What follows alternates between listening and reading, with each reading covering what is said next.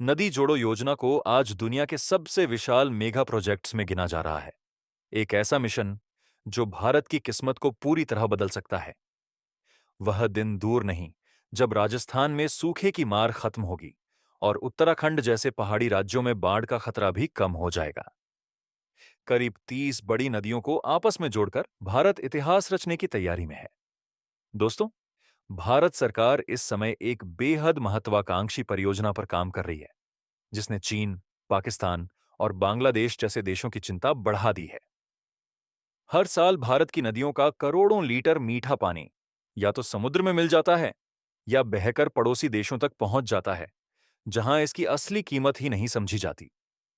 उदाहरण के लिए, पाकिस्तान पूरी तरह से सिंधु नदी प्रणाली पर निर्भर है, लेकिन इसके बावजूद जम्मू कश्मीर में आतंकवादी गतिविधियों से बाज नहीं आता। वहीं बांग्लादेश की 3 प्रमुख नदियों में से एक, यमुना, जो ब्रह्मपुत्र नदी तंत्र का हिस्सा है, वहां की बड़ी आबादी को पानी देती है। इसके बावजूद हाल के समय में वहां भारतीयों और अल्पसंख्यकों पर अत्याचार की खबरें सामने आई हैं। दूसरी ओर, दिल्ली जैसे बड़े शहरों में लोग पानी के लिए परेशान हैं और राजस्थान के कई हिस्सों में सदियों से सूखा पड़ा हुआ है। ऐसे हालात में भारत ने फैसला किया है कि अब अपनी नदियों के पानी का उपयोग अपने देश के विकास के लिए किया जाएगा।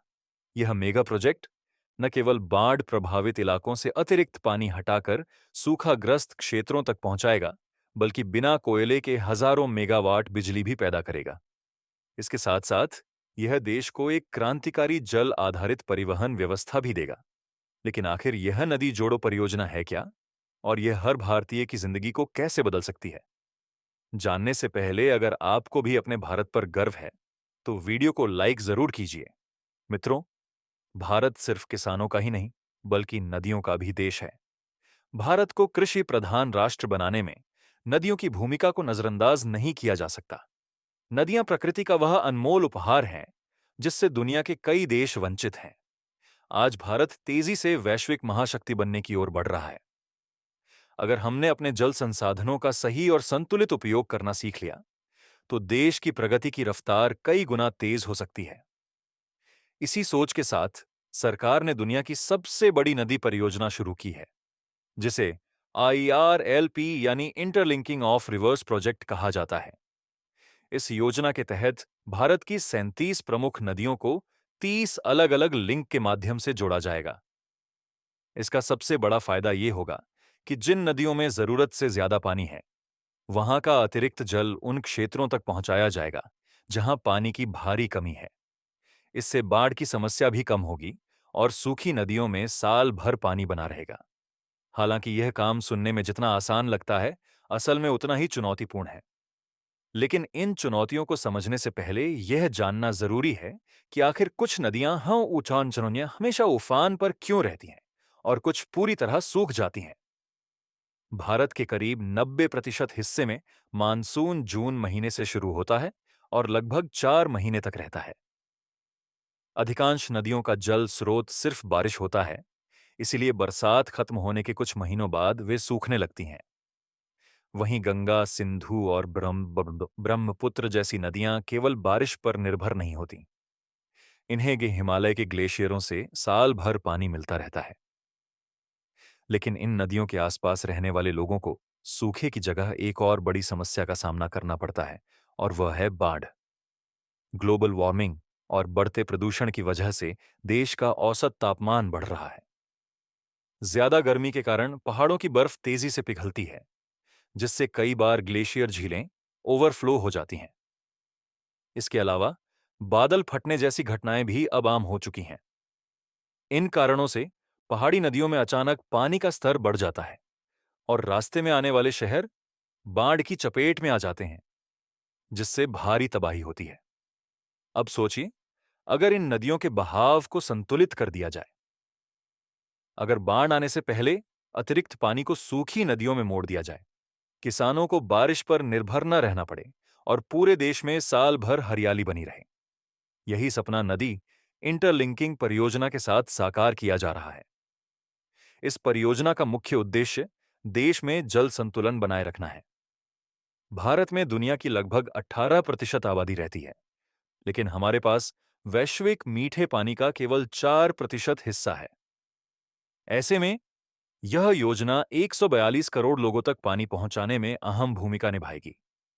इस प्रोजेक्ट को लागू करने के लिए जल शक्ति मंत्रालय ने एनीरा यानी national interlinking of reverse authority का गठन किया है। यह परियोजना 3 चरणों में पूरी की जाएगी।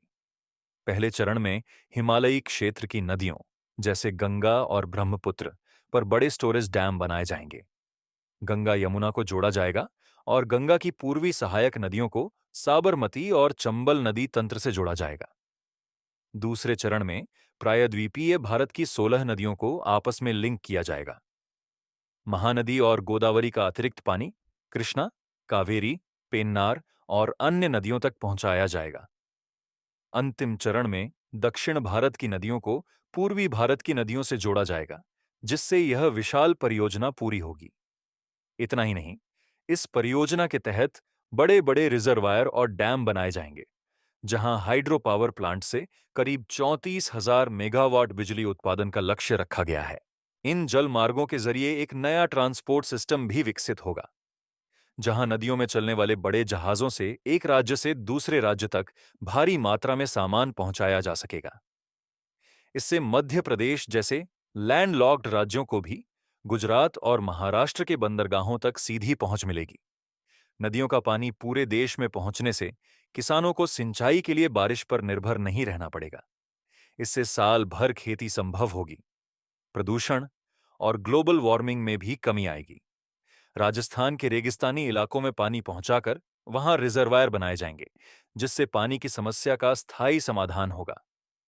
इस परियोजना में गंगा, यमुना, ब्रह्मपुत्र, महानदी, गोदावरी, कृष्णा, साबरमती, नर्मदा सहित कुल 37 प्रमुख नदियों को जोड़ा जाएगा। भारत में भले ही 400 से ज्यादा नदियां हों, लेकिन इन बड़ी नदियों को जोड़ना ही जल संकट का सबसे प्रभावी समाधान माना जा रहा है। मित्रों, नदी जोड़ो योजना का विचार नया नहीं है। 19वीं सदी में ब्रिटिश इंजीनियर आर्थर कॉटन ने पहली बार इसका सुझाव दिया था। आजादी के बाद डॉज दिरेयका के डेलौर राव ने नेशनल वाटर ग्रिड योजना पेश की, लेकिन उस पर ठोस कदम नहीं उठाए गए। 2014 के बाद बनी मोदी सरकार ने अटल बिहारी वाजपेयी के इस सपने को आगे बढ़ाने का संकल्प लिया। तब से अब तक नदियों के प्रवाह को सुधारने और इंटरलिंकिंग के लिए करीब 77,600 करोड़ रुपए खर्च किए जा चुके हैं। हर साल इस परियोजना को 1,000 से 1,500 करोड़ रुपए का बजट दिया जा रहा है। इसके बावजूद इस योजना की रफ्तार धीमी है, क्योंकि रास्ते में कई बड़ी चुनौतियां हैं। पहली चुनौती सिविल इंजीनियरिंग की है। हर नदी का बहाव और जमीन की बनावट अलग है, इसलिए एक ही डिजाइन हर जगह लागू नहीं किया जा सकता। दूसरी चुनौती आर्थिक है। इस परियोजना में अरबों रुपए खर्च होंगे, इसलिए सरकार को बड़े स्तर पर बजट आवंटन और प्राइवेट फंडिंग की जरूरत पड़ेगी। तीसरी और सबसे बड़ी चुनौती कानूनी है। करीब 15,000 किलोमीटर लंबी नहरें बनाने के लिए लगभग 55 लाख लोगों को विस्थापित करना पड़ेगा, जिनमें ज्यादातर किसान और आदिवासी शामिल हैं। मुआवजा देने के बावजूद कई मामले कोर्ट तक जा सकते हैं, जिससे प्रक्रिया लंबी हो सकती है। लेकिन जैसा कहा जाता है, जहां चाह वहां राह।